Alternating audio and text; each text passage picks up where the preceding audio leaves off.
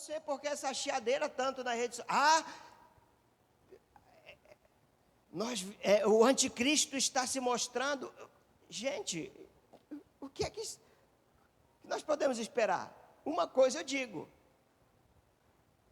nós não podemos ficar comovidos e surpresos com isso. Nós precisamos estar preparados para esse tempo. Nós precisamos estar preparados para esse tempo. Cada vez mais vai se intensificar. Porque nós estamos vivendo esse tempo aqui, ó, que Paulo diz. Irmãos, ora irmãos, rogamo-vos pela vinda do nosso Senhor Jesus Cristo, está perto, e pela nossa reunião com Ele, que não vos movais facilmente do vosso entendimento, e nem vos perturbeis. Você vê como a igreja está confusa.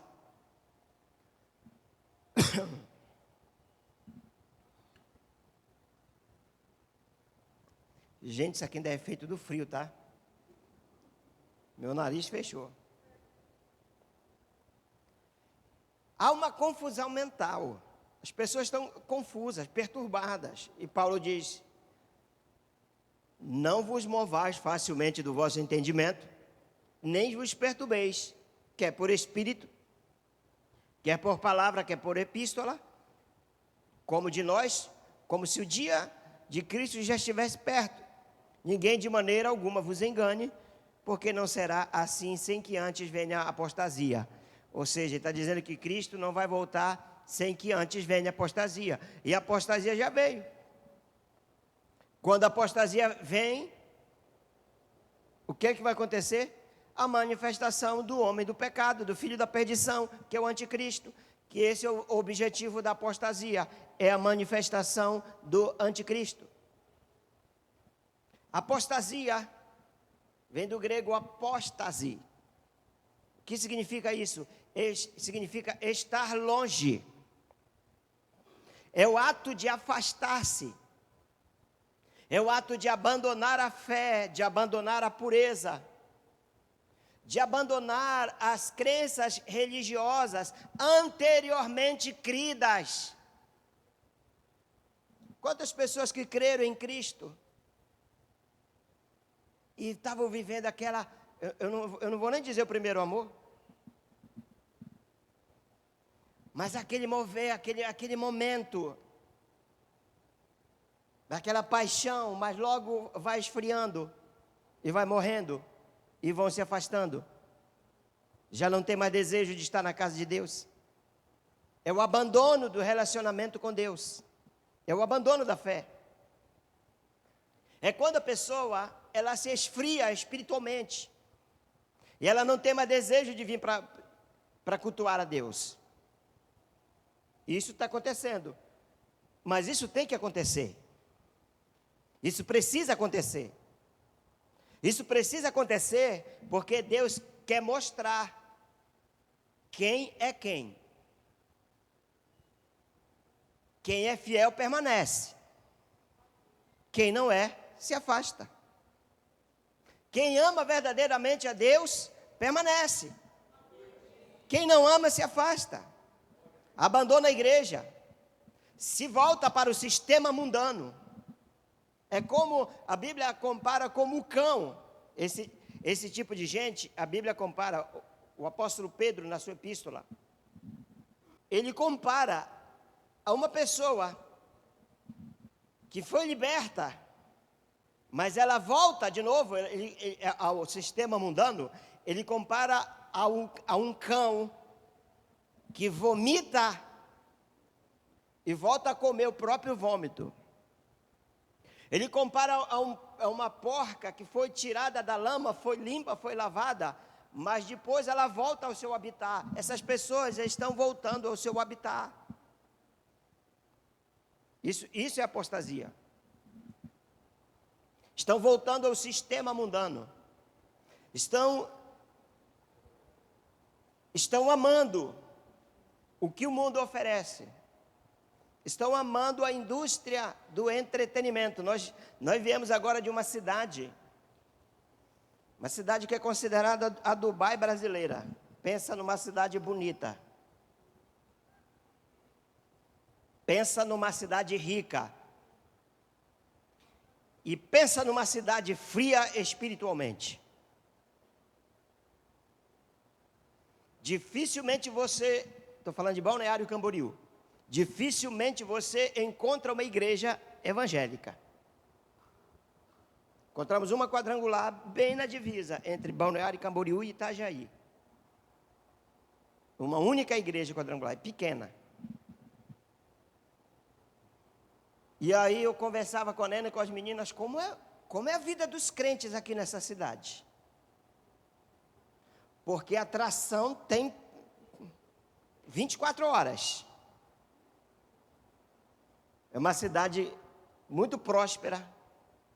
Estava até conversando com a Mariette. É uma cidade rica no ramo da arquitetura e de empreendimentos.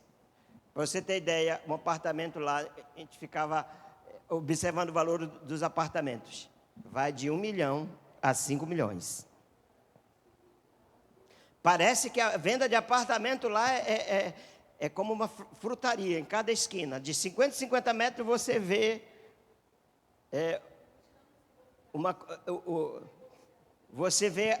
uma loja chique vendendo com os vídeos vendendo apartamentos. E as pessoas trabalhando. Tem uma irmã que foi aqui da igreja, a Lia Félix, ela mora lá, trabalha no ramo imobiliário. Não deu para falar com ela.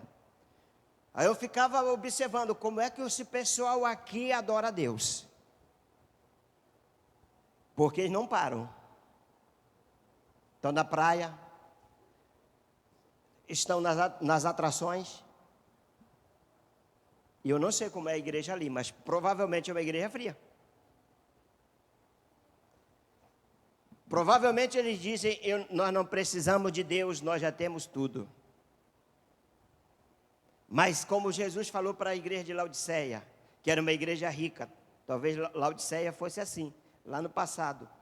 Jesus falou para ela, vocês acham que vocês são ricos? Vocês são pobres, miseráveis, cegos, nu. E esse é o sistema mundano.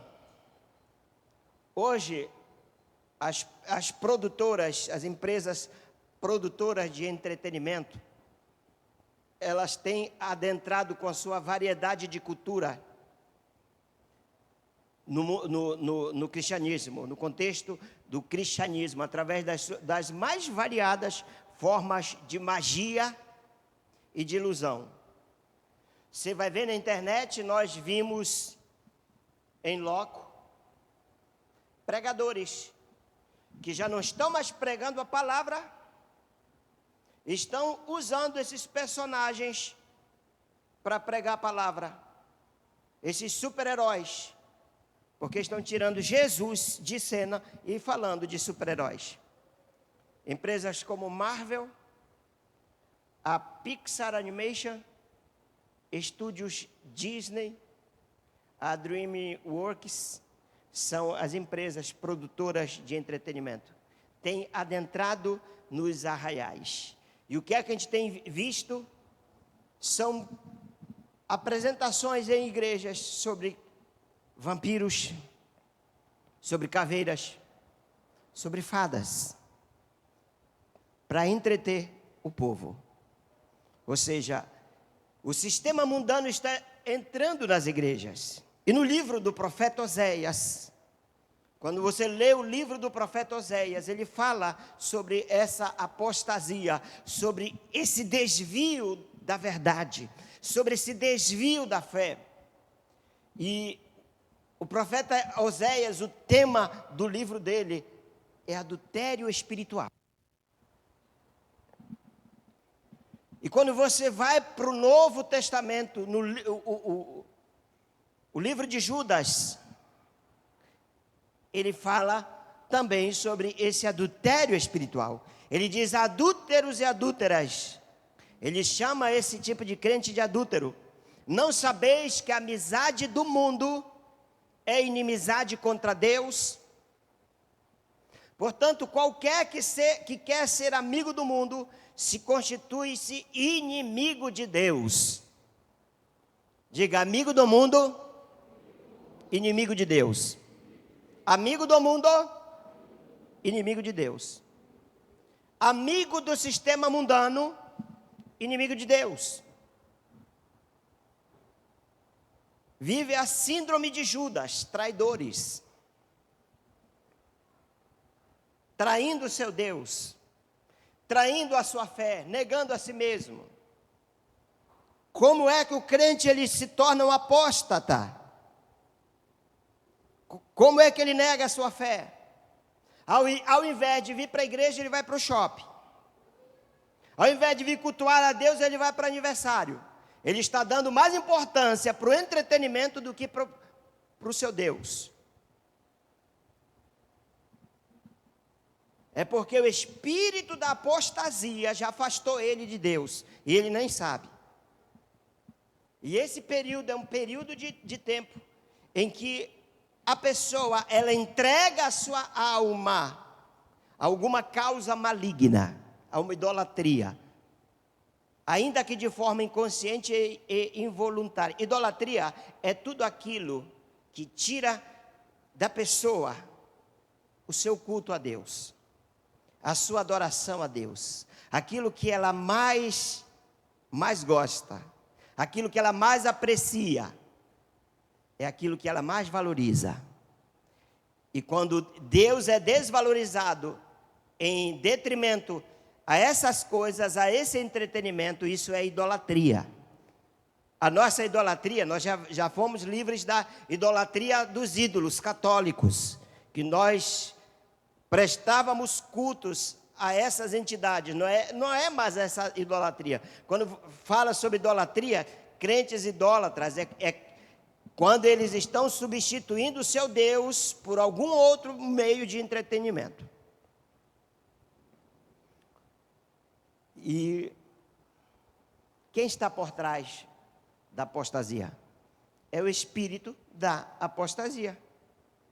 Vocês viram lá Eu nem assisti, gente. Eu confesso para vocês que eu nem sei quando foi o início das Olimpíadas. Foi quinta ou sexta?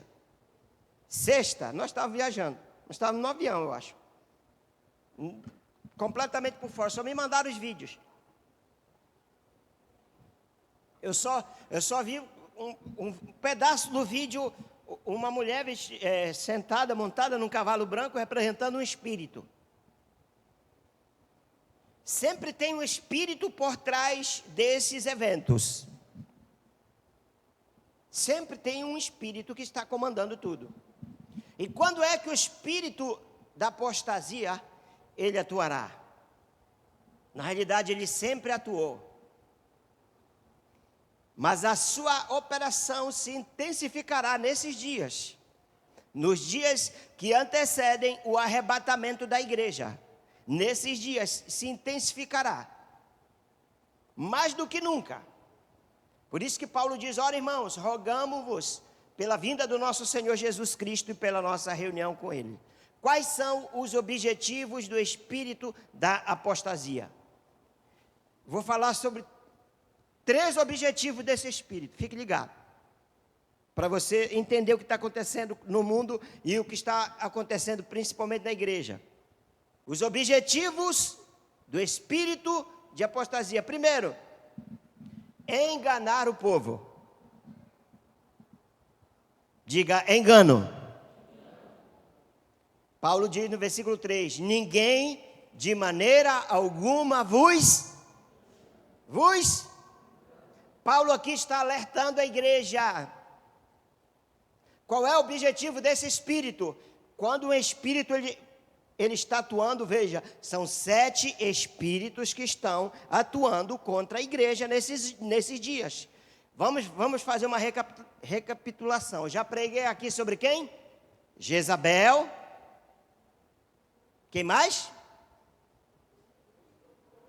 Espírito de estupor, de entorpecimento. Quem mais? Está vendo como vocês não estão ligados? O espírito do engano, o espírito do erro e agora o espírito de apostasia.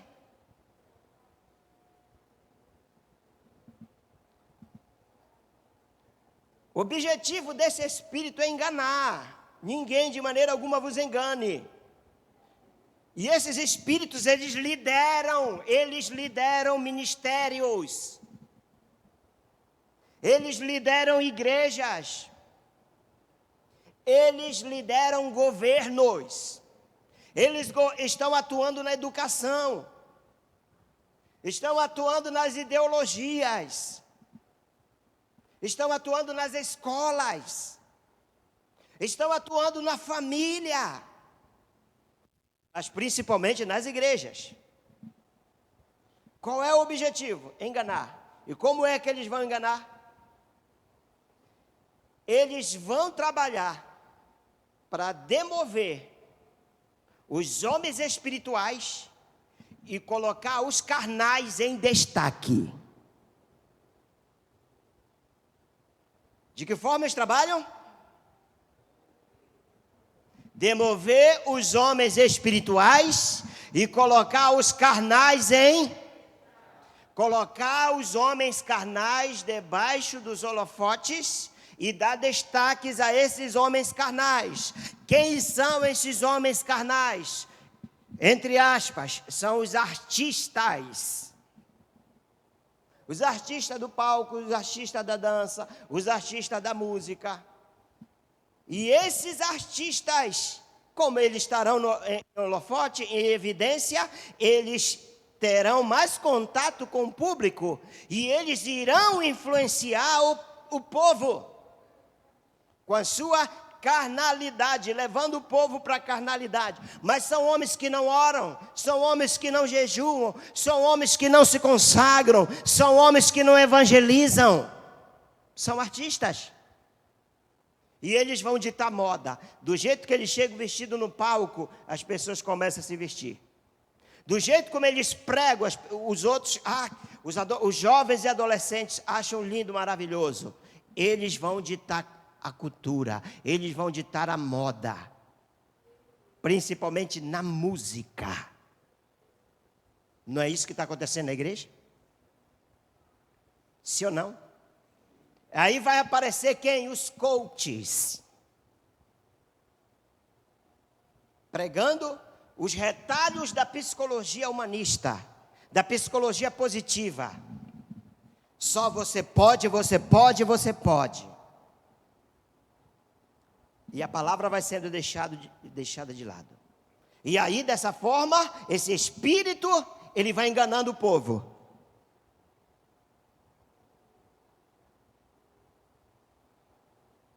E o segundo objetivo dele é criar, dessa forma, confusão mental no povo. Aí Paulo diz, nem vos perturbeis. Diz, não fiquem perturbados. Ele gera uma inquietação, ele gera uma confusão mental na vida da igreja. Que é por espírito, influência espiritual, é maligno o que está acontecendo, é maligna a operação, quer por palavra, a forma como eles falam, quer por epístola, o falso ensino, o engano, os falsos profetas, falsos mestres. Paulo até diz, como de nós, como se o dia de Cristo já estivesse perto. E esse período é um período de confusão mental.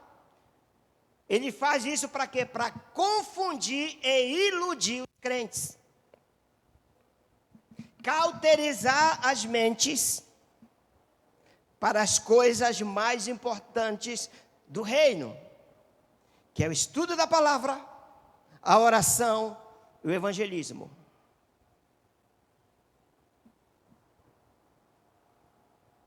Esses dias a igreja precisa estar mais ligada do que nunca. Há um trabalho no inferno para iludir, para confundir, para aprisionar as crianças.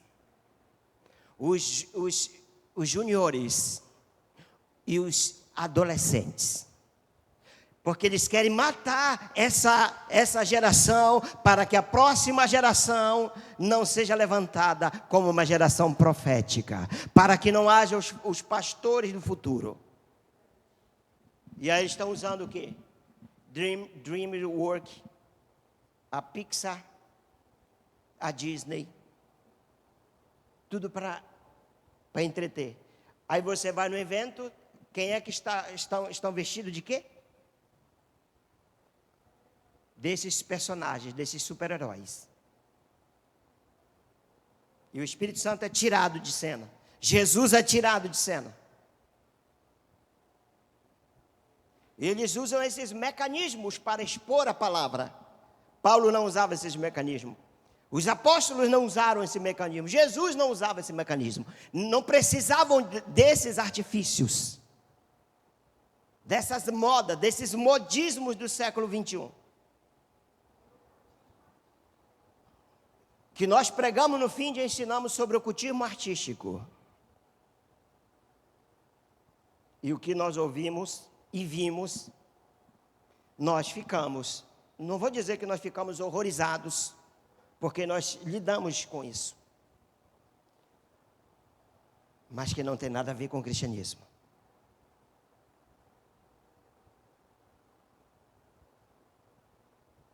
Qual é o objetivo?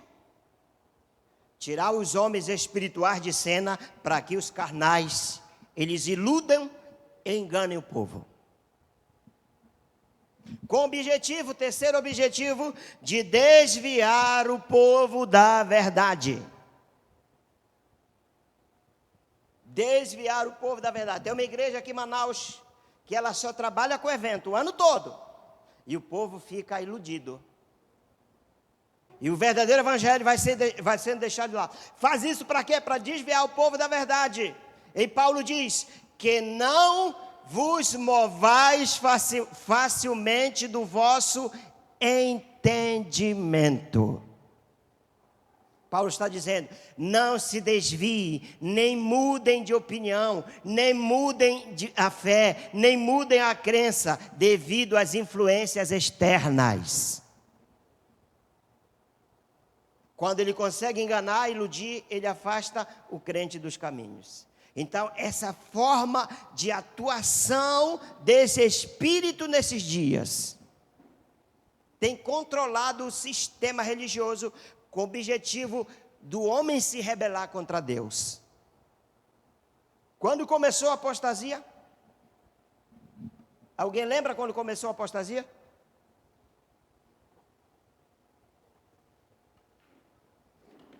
Note aí. Início da apostasia. Gênesis capítulo 11. Gênesis capítulo 11, 4, 5. Coloca aí para nós lermos. Disseram, eia, edifiquemos nós uma cidade, uma torre cujo cume toque nos céus, e façamos-nos um nome, para que não sejamos espalhados sobre a face da terra. Vamos nos rebelar contra Deus, Ele quer que nós nos espalhemos, mas nós não iremos obedecer à vontade de Deus, nós vamos fazer a nossa própria vontade. Então desceu o Senhor para ver a cidade, a torre, que os filhos dos homens edificavam. E o pai da apostasia, o pai da rebelião tem um nome, chama-se Nimrod, neto de Cão, ele era neto de Cão. O próprio nome Nimrod significa rebelar-se, ou vamos nos rebelar. Ele é o fundador do reino de Babel, que incitou toda uma geração a se rebelar contra Deus. Fez oposição ao reino de Deus. A característica desse período é se rebelar contra Deus. Essa é a filosofia, é se afastar de Deus, afastar os homens do temor de Deus e fazê-los continuamente dependentes do seu próprio poder, dependentes de si mesmos. E o espírito de apostasia, ele anda junto com o espírito de Jezabel. Eles andam de mãos dadas. Nos dias do profeta Elias, a nação de Israel estava vivendo também um tempo de apostasia. Eles estavam vivendo um caos, uma crise moral, uma crise espiritual sem precedentes. A crise moral, a crise política da nação havia chegado a níveis insuportáveis. Deus já não suportava mais aquela situação.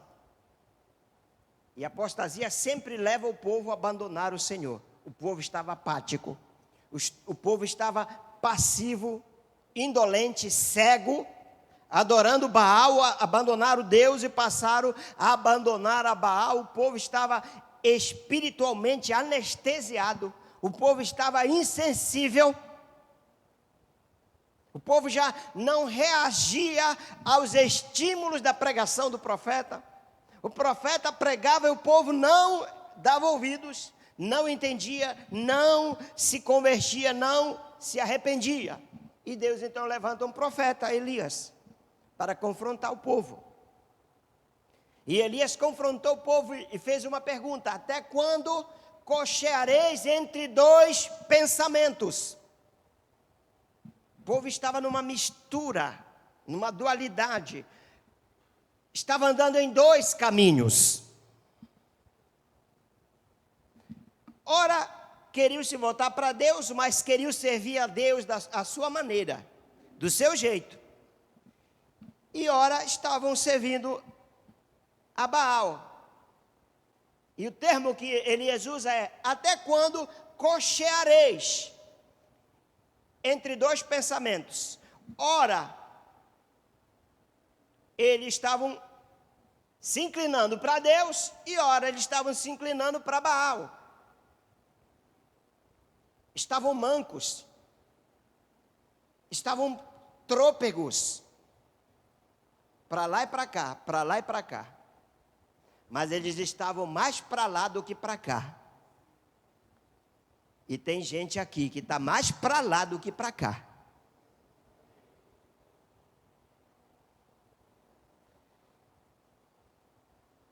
Eu vou falar uma palavra bem forte para vocês. Tem gente aqui que está com o pé mais próximo da entrada do inferno do que do céu. E se não se arrepender e voltar, daqui a pouco os dois pés estão lá.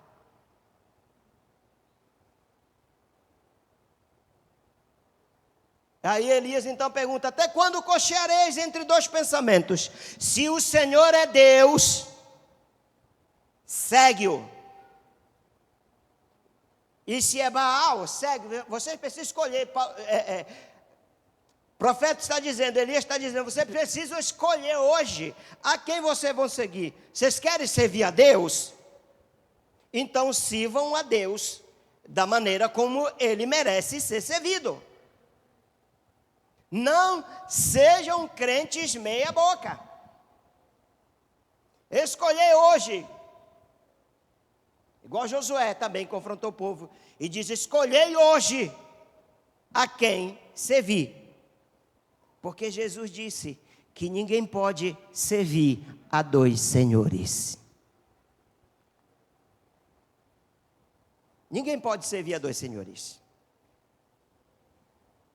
E a igreja dos dias atuais está nessa mesma pegada. Está nesse mesmo pensamento. Ou a pessoa ela é de Deus, ou ela é do diabo. Não existe meio termo. Não existe estar em cima do muro. Conhece a história do muro? Para quem não sabe, eu vou contar a história do muro. Tinha um cara lá que ele estava observando o muro e subiu muitas pessoas. Um crente subiu muitas pessoas no muro. E estavam lá. E o outro povo do outro lado gritava para ele: ei, vem para cá, vem para cá, vem para cá. Vem para cá, vem para cá. chamando as pessoas que estavam em cima do muro. E ele estava lá. E aí, de repente ele perguntou, e o diabo incomodado com a vida dele, porque ele ainda não tinha tomado a decisão dele. Não estava nem para lá, nem para cá, e nem em cima do muro. E as pessoas chamando ele, vem para cá, vem para cá. E o diabo, não vai. E aí ele perguntou para o diabo, ei, por que quando as pessoas me chamam para eu ir para lá, você fica incomodado e ninguém chama quem está em cima do muro? E ele respondeu, é porque os que estão no muro já são meus. Com esses eu não me preocupo mais. Os que estão no muro, que estão indecisos com relação à sua fé, já são meus, porque eu já coloquei a dúvida no coração deles. E o povo estava vivendo assim. Ou a pessoa, ela é de Deus, ou ela é do diabo. Jesus disse que ele era filho de Deus. E aqueles que o seguiam também se tornavam filhos de Deus. Mas para os fariseus ele disse, vós sois do diabo, que é o vosso pai. E Paulo também ele foi enfático, 1 Coríntios 10, 21. Ele falando sobre o culto de idolatria, ele diz, vocês não podem beber do cálice do Senhor e do cálice dos demônios. Diga, cálice do Senhor. Está aí, ó, leiam. Vamos lá, 1, 2, 3.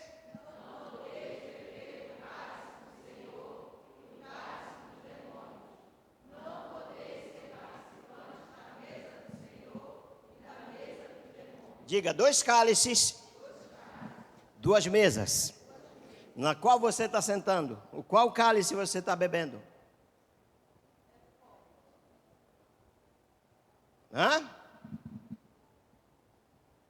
O povo de Israel não havia escolhido o Deus o qual seguir. Misturava adoração a paganismo. Uma hora adorava Baal, outra hora adorava Deus. E no baalismo havia orgia sexual. Havia pecados terríveis. E por isso o profeta Elias foi levado por Deus a confrontá-los e a exigir deles uma decisão. Gente, ou vocês são crentes ou vocês não são. Se vocês são crentes, se portem como tais.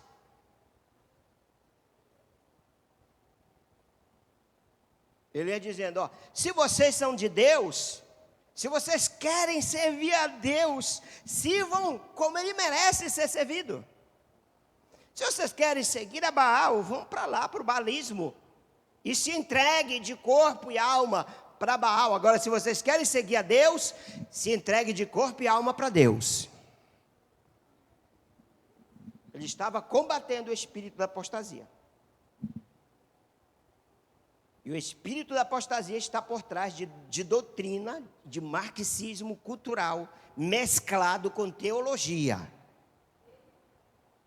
Agora houve uma mescla, marxismo cultural com teologia. E tem teólogos que estão envolvidos, né, nesse tipo de ideologia.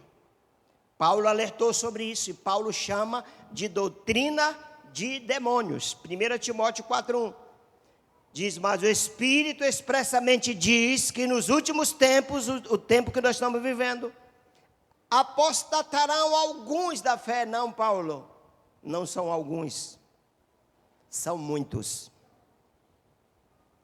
Apostatarão alguns da fé, dando ouvidos a espíritos enganadores e a doutrinas de demônios. O que são doutrinas? São princípios fundamentais de um sistema. Os princípios fundamentais do cristianismo são baseados nos estudos de Jesus.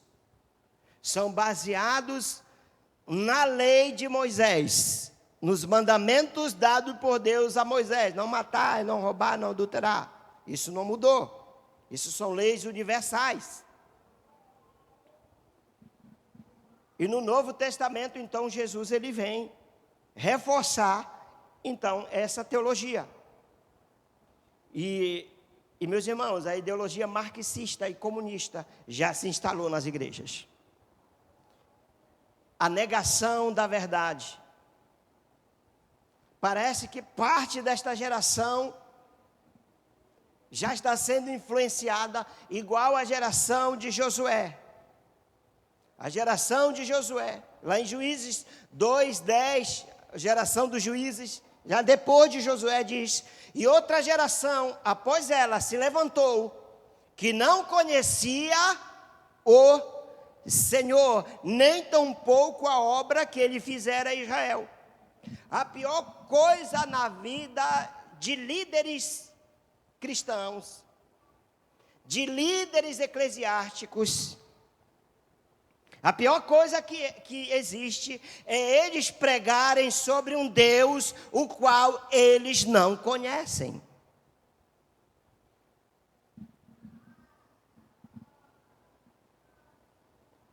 Para nós pregarmos a verdade, nós precisamos ler a Bíblia, nós precisamos ter comunhão com o Espírito da Bíblia, nós precisamos ter comunhão com o Deus da Bíblia.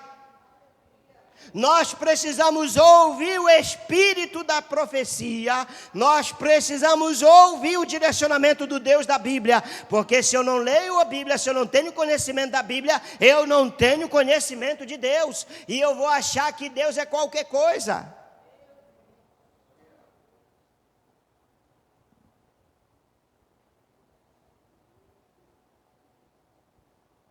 E outra geração, após ela, se levantou, que não conhecia o Senhor.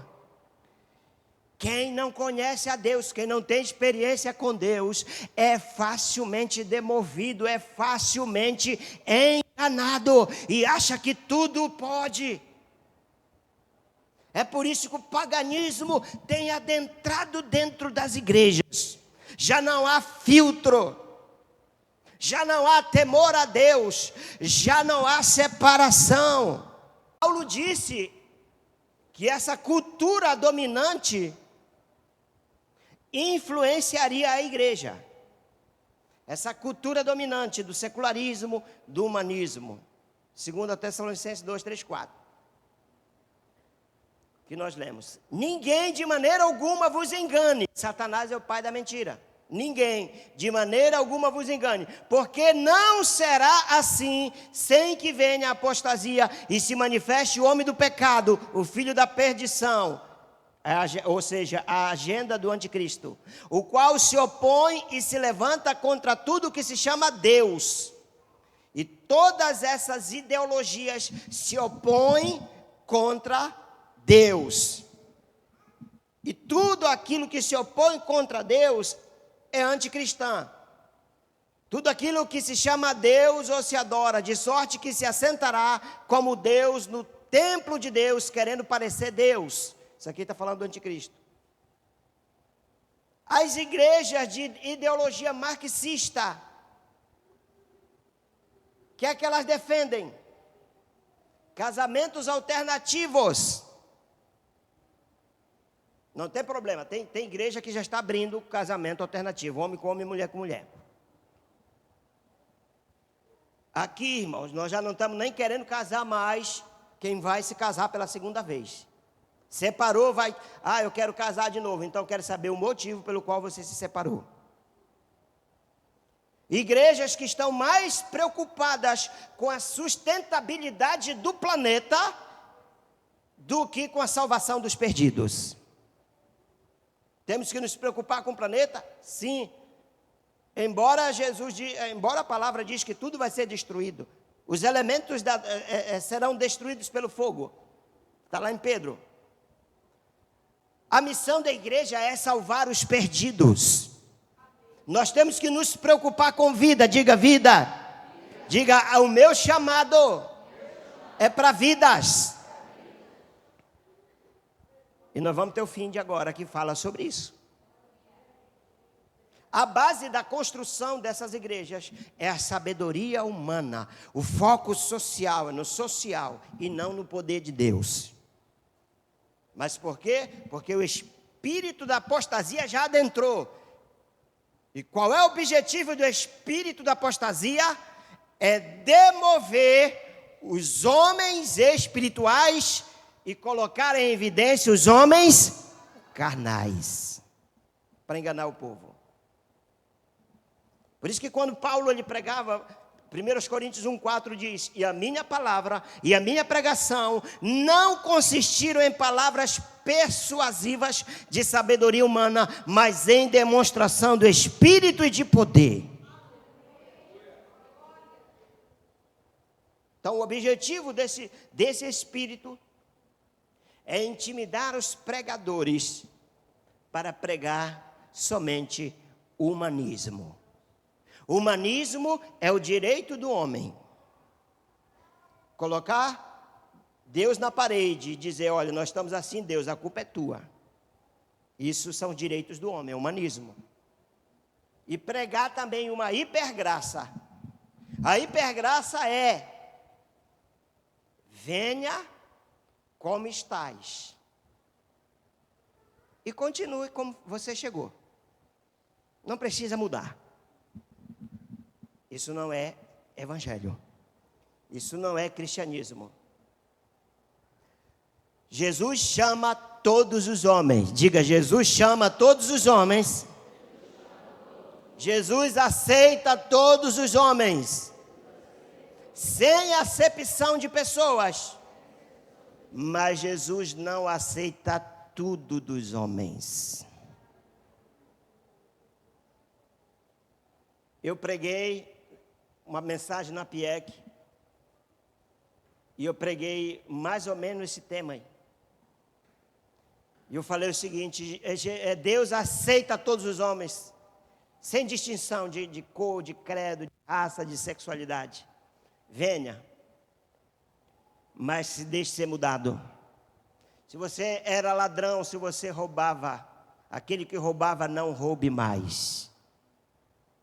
Se você mentia, pare de mentir. Se você era assassino, matava, abandone essa prática. Aí eu entrei na questão da homoafetividade. Se você era aquilo, aqui você pode mudar. Jesus tem poder de te mudar. Até hoje está rolando. A Xuxa pediu minha prisão. Por que não prenderam ele? Homofóbico. Não, mas essa ideologia, ela pede que os pregadores, eles sejam politicamente corretos. Evitem ideias preconceituosas, porque para eles a Bíblia é preconceituosa. Mas, irmãos, o nosso chamado, o mover profético, ele constrói homens radicais. Radicais no sentido de raiz. Raiz. E são chamados de intolerantes. Nós não podemos tolerar o pecado. Não podemos tolerar o pecado. João Batista não tolerou os fariseus, chamando raça de víboras. Hoje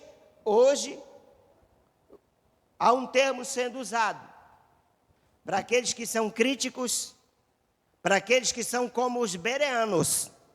Porque quando Paulo pregava, os bereanos iam lá para ver se realmente era assim. Crentes que estavam ligados na verdade, na palavra. Hoje esses crentes são chamados de linguarudos. Porque eles criticam, porque eles pensam. E o Espírito Santo falando comigo sobre isso, me levou ao texto de Apocalipse, a igreja de Tiatira. Você sabe por que Jezabel imperava em Tiatira? Porque não tinha linguarudo. Aceitavam tudo calado. E aí Jesus vem e diz: tenho porém contra ti, que toleras essa mulher que se chama profetisa, Jezabel, ensinando o meu povo a pecar.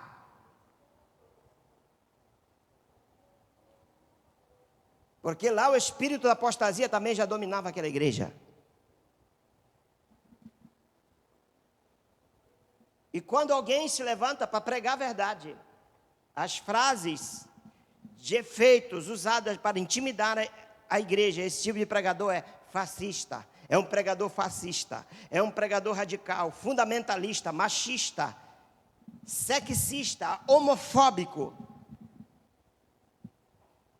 Lutero já dizia: a paz, se possível, mas a verdade a qualquer preço.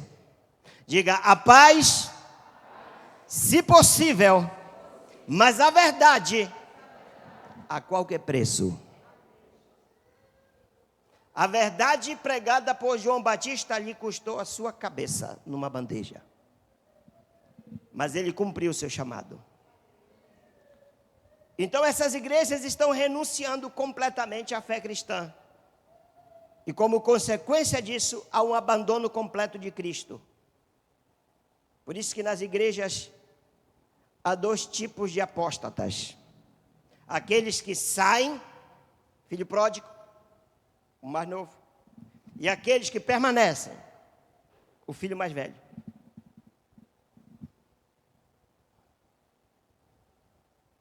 O que sai abandona a fé, abandona a igreja, abandona a casa do pai. E aqueles que ficam também estão presentes, mas no coração já abandonaram. Aceitam tudo. E essa é a agenda escatológica desses dias. É o esfriamento da fé e a multiplicação da iniquidade.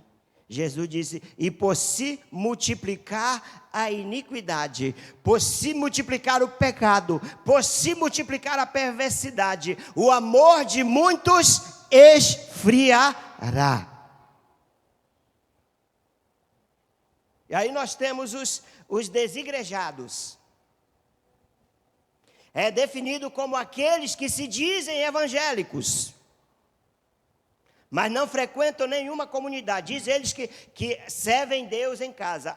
Eu estou servindo Jesus em casa. Eu faço célula em casa. Eu faço minha oração em casa. E eu sou crente. Está sendo pastoreado? Não. Então é ovelha sem pastor. É um católico não praticante. É um soldado sem ir no quartel. Isso existe?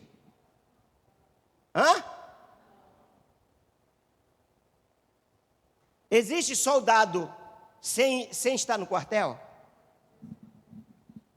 Assim como não existe crente sem participar do corpo. Por quê? Eles estão negando a palavra, estão negando Hebreus 10, 25. Lê aí Hebreus 10, 25, o que é que diz? 1, 2, 3.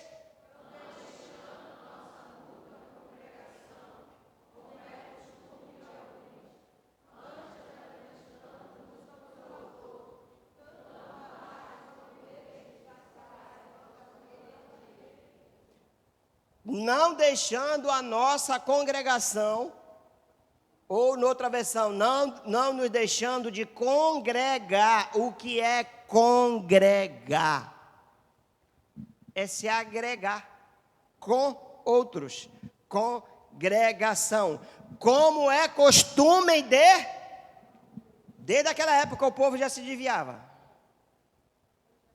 Desde aquela época já havia crente desigrejado, como é costume de alguns. Aí o autor do livro, o que é que o Espírito Santo nos recomenda? Antes, admoestando-nos uns aos outros. O que é admoestar? É exortar, em amor. É chamar a atenção, irmão. Estou sentindo sua falta no culto. Ô irmão, estou sentindo a sua falta No GA. Não, mas se você falar hoje, por que alguém não está vindo para a igreja, ele já fica chateado. Deus o livre. Dá um tapa na cara dele e diz, esse negócio diz que é crente.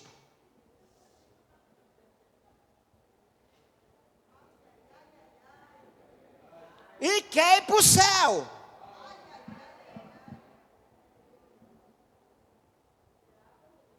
Gente, aqui ninguém mais é católico romano. Porque ia uma vez no mês na igreja e dizia que era católico. A igreja primitiva todos os dias estava junto. Todos os dias tinha culto, gente, naquela igreja. Todo dia eles ceiavam. Não deixando a nossa congregação, como é costume de alguns, mas admoestando-nos, tanto mais quanto vedes, quanto vedes que vai se aproximando aquele dia. Qual dia? Dia do Senhor, o arrebatamento da igreja, a agenda escatológica de Deus está chegando na consumação. Aquele que está de pé, veja que não caia. Deixar de congregar, meus irmãos, configura abandono de Cristo, configura abandono de Jesus, é afastamento, é apostasia, é tendência ao pós-modernismo.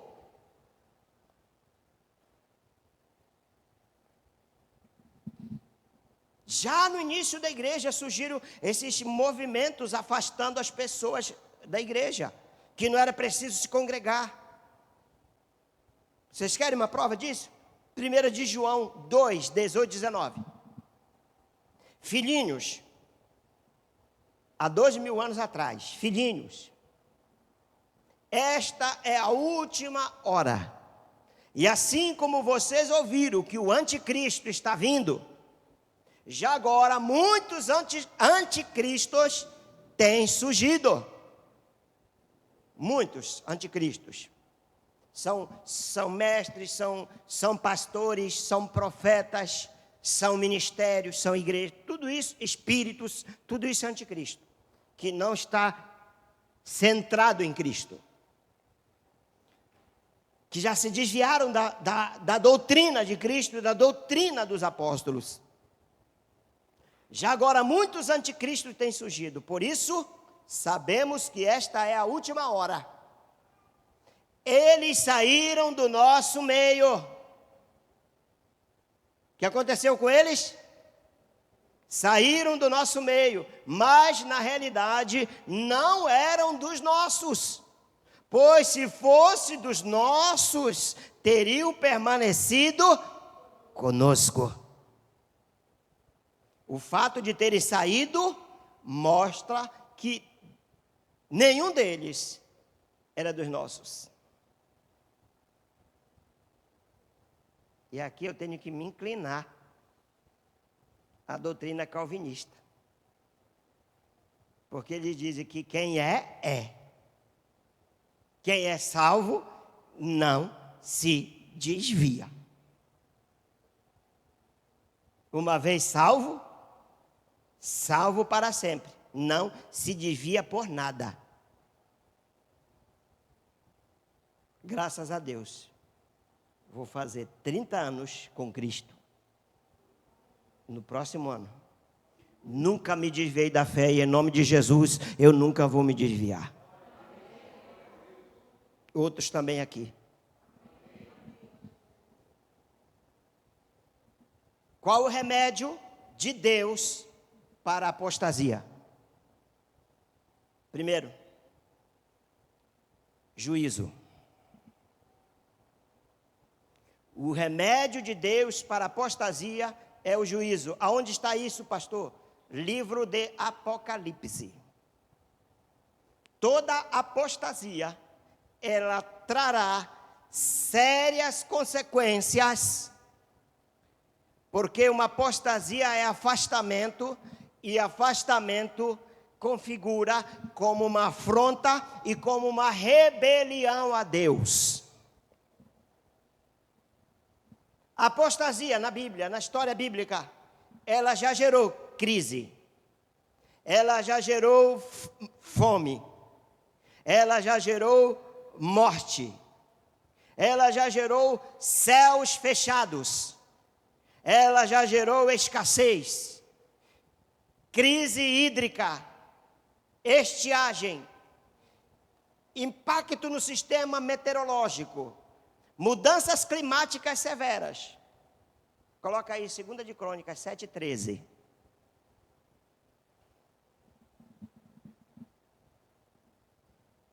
Vamos lá, 1, 2, 3.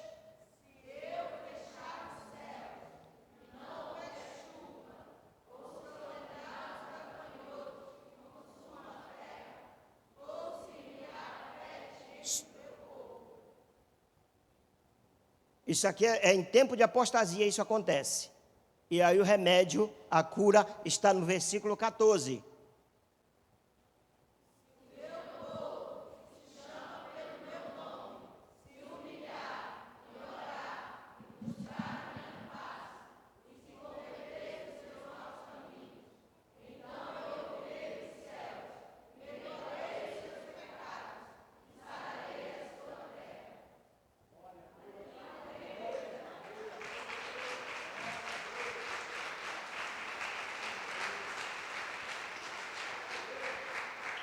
Pregamos muito o versículo 14, mas dificilmente citam o versículo 13.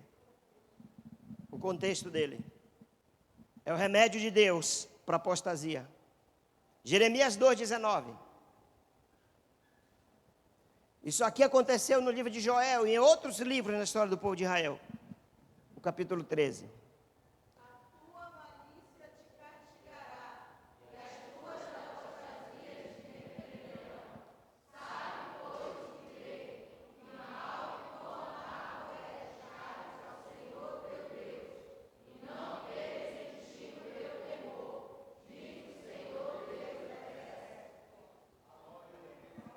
É forte, igreja. Diga, ai, ai, ai, ai, ai. A tua malícia te castigará, e as tuas apostasias te repreenderão. Sabe, pois, e vê que mal e quão amargo é deixares ao Senhor teu Deus. Jesus diz que melhor não tivera conhecido do que conhecer a palavra e não viver de acordo com a palavra. É melhor ter ficado lá no boi. É melhor continuar sendo católico. É melhor ter continuado na prostituição, no adultério, porque uma vez que conhece, tem que abandonar todas essas coisas e não voltar para lá. Porque se voltar para lá, vai ser pior do que quando estava lá.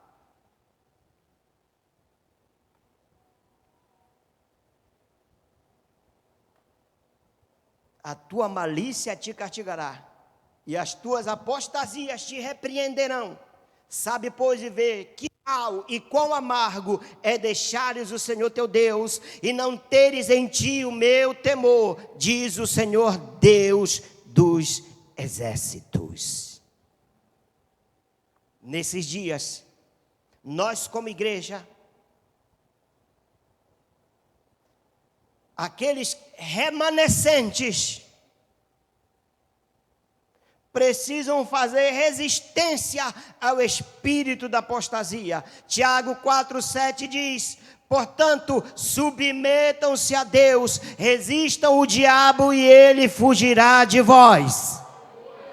Não aceite a apostasia na sua vida, não aceite a apostasia na sua casa, não aceite o espírito da apostasia na sua igreja. Resista a esse mal.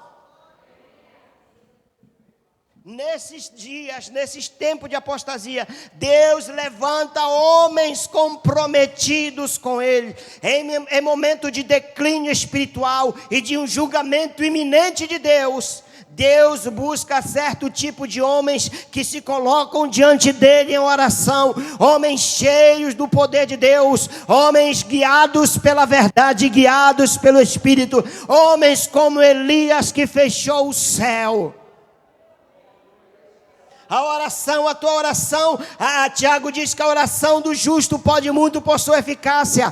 A oração tem poder de fechar os céus. Os homens de Deus governam pela palavra de Deus. Acabe era o rei de Israel, mas a autoridade estava com o profeta Elias, porque ele era a autoridade de Deus naquela nação. Porque quando uma igreja é guiada por Deus, homens que são guiados por Deus impactam o mundo. A rainha Maria Stuart, conhecida como a Vitória da Escócia, ela dizia: eu temo mais as orações de John Knox do que todo o exército de 10.000 homens contra nós. E Deus está chamando a igreja nesses dias para resistir a esse mal, para resistir à apostasia que tem dominado o mundo. Deus não poupa nenhum tipo de apostasia. Em tempo de apostasia, Deus conta com os remanescentes, com aqueles que não se contaminaram com a cultura vigente. Olha, Deus tem os seus escolhidos, mas Deus tem também os seus escondidos. Elias disse: Senhor, mataram todos os teus profetas e só eu fiquei. Deus disse: não, eu também tenho 7.000 escondidos que nunca se dobraram a Baal. Cadê aqueles que Deus tem escondido para esses dias, que serão levantados nesse dia como igreja do Senhor?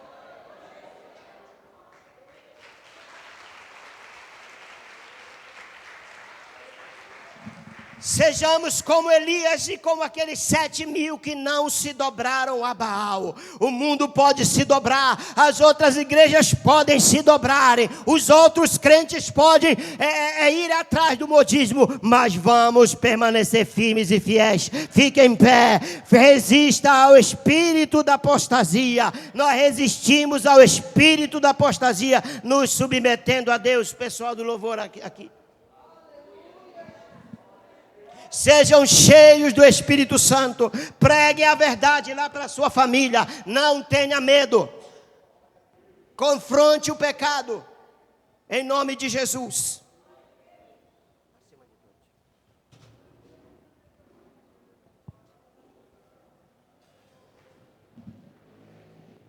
Aleluia. Vamos fazer um momento aqui de um ato profético. Vamos fechar esse corredor. Dê o braço aqui para a pessoa que está ao seu lado, aqui, ó, assim, ó. Representando um escudo. Representando um escudo e dizendo: aqui não. Aqui a apostasia não vai entrar. Diga: apostasia não vai entrar na minha vida. A apostasia não vai entrar na minha casa. A apostasia não vai entrar na minha família. A apostasia não vai entrar na minha igreja. Vamos adorar o Senhor juntos. E vamos orar. Comece a orar, fazer a batalha espiritual. Ore pela sua família, por aqueles que não estão aqui. Ore pelo seu GA, por aqueles que não estão aqui. Ore pelo seu grupo missionário, por aqueles que não estão aqui.